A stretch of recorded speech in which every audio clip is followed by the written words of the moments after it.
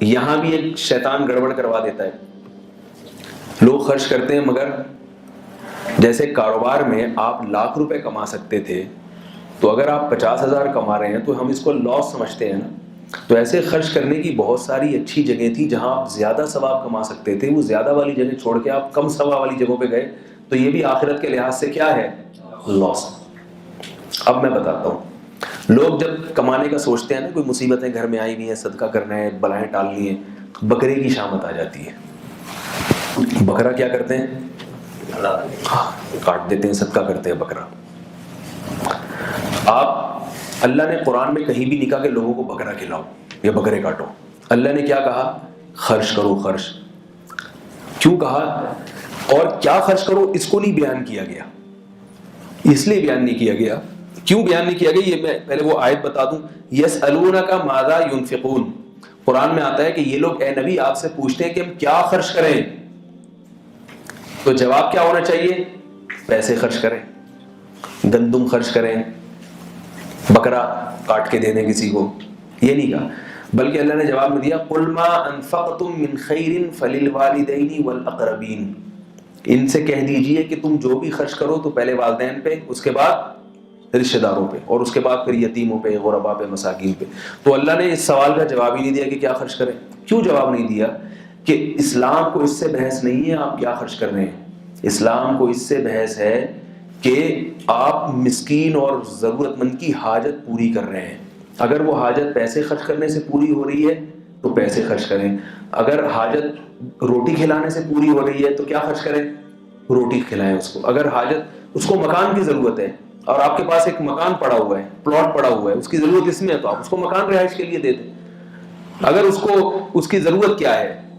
کسی کے ساتھ مدد کرنا, تعاون کرنا, حدیث میں اس کو بھی صدقہ قرار دیا گیا ہے.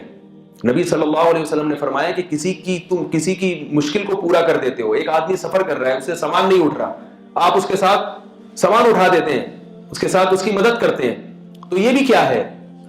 صدقہ ہے. بجائے پیسے دینے کے آپ اس کے ساتھ تعاون کرتے ہیں. یہاں تک کہ ایک آدمی اخلاق کا محتاج ہے, وہ بیچارہ آپ کے پاس آیا کہ یہ مجھ سے اچھے طریقے سے بات کریں گے, آپ اسے تمیز سے بات نہیں کر رہے, تو نبی نے کیا فرمایا؟ ان تلقى اخاك بوجه طليق, اپنے بھائی سے مسکرا کے بات کرنا یہ بھی صدقہ ہے. اس لیے کہ وہ آپ کے اخلاق کا محتاج ہے, وہ بیچارہ ٹینشن میں تھا, آپ بیوی کو پیسے دے رہے ہیں لیکن اچھے اخلاق سے اس سے بات نہیں کرتے, تو اس سے اس کی حاجت تو پوری نہ ہوئی نا. پیسے تو آ گئے اس کے پاس لیکن گھر کا ماحول تو اچھا نہیں ہوا. ایک عورت اپنے میاں کی مدد کرتی ہے مگر شوہر چاہتا ہے یہ مجھ سے مسکرا کے بات کیا کرے, وہ مسکرا کے بات نہیں کر رہی, تو شوہر کی ضرورت, جو ڈپریشن کا مریض بن گیا وہ, تو اس کمال کی بات ہے جب وہ ڈپریشن کا مریض بنتا ہے تو گولیوں پہ خرچ ہو رہا ہوتا ہے, لیکن جس وجہ سے وہ ڈپریشن کا مریض بنا ہے اس وجہ سے کو چھوڑنے کے لیے ہم تیار نہیں ہوتے. میں اکثر ایک لطیفہ سناتا ہوں نا کہ ایک آدمی گیا, ایک خاتون گئی اپنے شوہر کو نفسیاتی ہاسپٹل لے کے. اپنے شوہر کو کہاں لے کے گئی وہ؟ نفسیاتی ہاسپٹل. نفسیاتی ڈاکٹر کو بتایا کہ ڈپریشن کے مریض ہیں یہ. ڈاکٹر نے نیند کی گولیاں دی, تو خاتون پوچھ رہی یہ گولیاں میں ان کو کس وقت کھلاؤں؟ تو کہہ رہے ہیں یہ ان کو نہیں کھلانی, یہ آپ نے کھانی ہے. جتنا زیادہ سوئیں گی اتنا ہی زیادہ مریض کا حال اچھا ہو جائے گا. ٹھیک ہے, ڈاکٹر نے اندازہ لگا لیا کہ ان کے ہر وقت بولنے کی وجہ سے اور غلط سلط بولنے کی وجہ سے یہ بیمار ہوئے. تو ایسی خاتون اگر مسکرا کے بات کرنا سیکھ جائے تو یہ بھی کیا ہے؟ صدقہ ہے, یہ بھی مخلوق کی خدمت ہے. تو اس لیے اللہ نے ہمارا صدقہ بکرے سے شروع ہوتا ہے. بکرے کا تو کہیں ہے ہی نہیں. چھوٹا گوشت آج کل مالدار لوگوں کو کھانے کو نہیں مل رہا اور آپ غریبوں کو چھوٹا گوشت کھلا رہے. جتنے کا بکرا آتا ہے, 20,000 کا بکرا اگر آتا ہے تو 20,000 روپے آپ غریب کے ہاتھ پہ پکڑاؤ, اس پہ بکرے پہ زیادہ خوش ہوگا یا 20,000 پہ زیادہ خوش ہوگا وہ؟ میں اکثر لوگوں کو ایک مثال دیتا ہوں کہ آپ کو آپ کی کمپنی اگر تنخواہ میں پیسوں کے بجائے بکرے دینا شروع کر دے تو آپ خوش ہوگے اس پہ؟ بکرا پتہ نہیں کہاں سے آ گیا, صدقے کا بکرا. عجیب سی بات ہے, صدقے کا بکرا آ گیا. لوگ مجھے کہنے لگے یہ جہالت ہے کہ کالا بکرا لوگ کاٹتے ہیں. میں نے کہا بکرا کاٹنا جہالت ہے, سفید ہی کیوں نہ ہو. کالا تو بہت بات کی چیز ہے, تو بہت بڑی جہالت ہے کالا بکرا کاٹنا.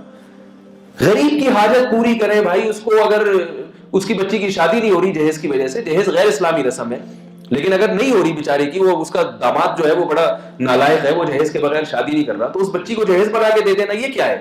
یہ صدقہ ہے، یہ انسانیت کی خدمت ہے. تو جس وقت جس انسان کو جس قسم کی خدمت کی ضرورت ہے اس کے ساتھ اس خدمت میں تعاون کرنا، یہ اللہ کی نظر میں اللہ کی راہ میں خرچ کرنا کہلاتا ہے.